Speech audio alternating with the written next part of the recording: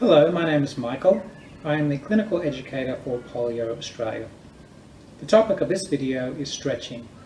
Stretching is a part of a complete exercise program.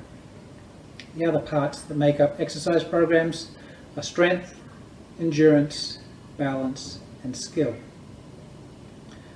Stretching itself is the way that we get more range of motion in a joint. There are a few things that constrain the motion of a joint.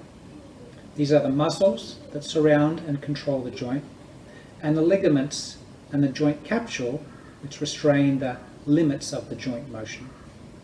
Stretching can be either directed at the muscles around the joint or at the ligaments and the capsule. Stretching is often used as a means of gaining needed motion for particular activities. If you think of a gymnast, they need an exceptional range of motion. They also need the skill and control and balance and strength to control that range. When we look at the average person, including the polio survivor, we look at symmetry. If there is a side, and usually in the polio survivor it is the affected side, that is tighter or has a limited range, or doesn't move as well, or causes pain when you're in a particular position, that may be an indication that a stretching program is needed. The other time that we look at stretching is when there is symmetry but a limited motion on both sides from too much of a particular position or posture. The usual culprit is sitting. Our hamstrings can get tight, our hip flexors can get tight, and this can make it difficult or uncomfortable at the least to stand up straight. In that case, we would look at a symmetrical stretching program.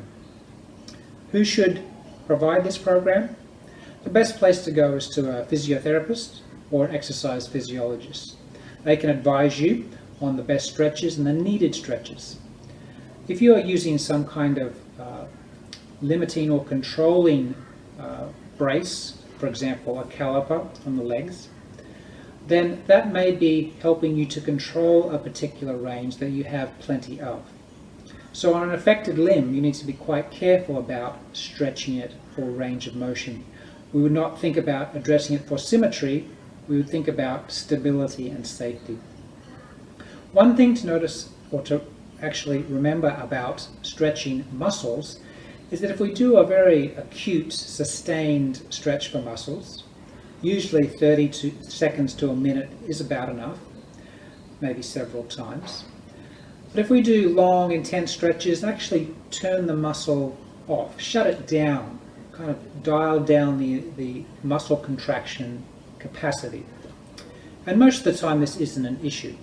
But if you had to get up immediately after stretching and perform an activity that required some balance and skill and coordination, then you may find for that half hour you may not feel as steady. Our biggest concern is that we don't want people to fall. Falls can have serious consequences, and so it's best to limit those risks, such as with stretching, to a time where you know that you're going to be in a safe environment and that there's no pertinent activity you need to complete. Stretching, you may recognize or be aware, is a part of yoga. So stretching itself, besides increasing range of motion and increasing symmetry, can act as a form of relaxation and meditation. The other main reason we use stretching is to reduce stiffness and pain. Stretching is best done on a regular basis or to have some kind of routine.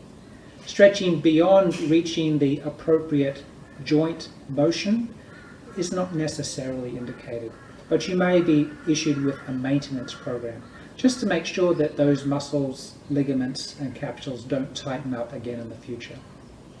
Stretching has a lot of research behind it, and it's a very complicated subject, but this is serving to give you a bit of a nutshell recap of the variables that are important to the polio survivor. I look forward to sharing more information with you in future videos. If you're looking for information on specific topics such as stretching, and you go to the Polio Australia website, you can find there are fact sheets on this kind of information that are freely downloadable in the PDF format. We'll see you in the next video.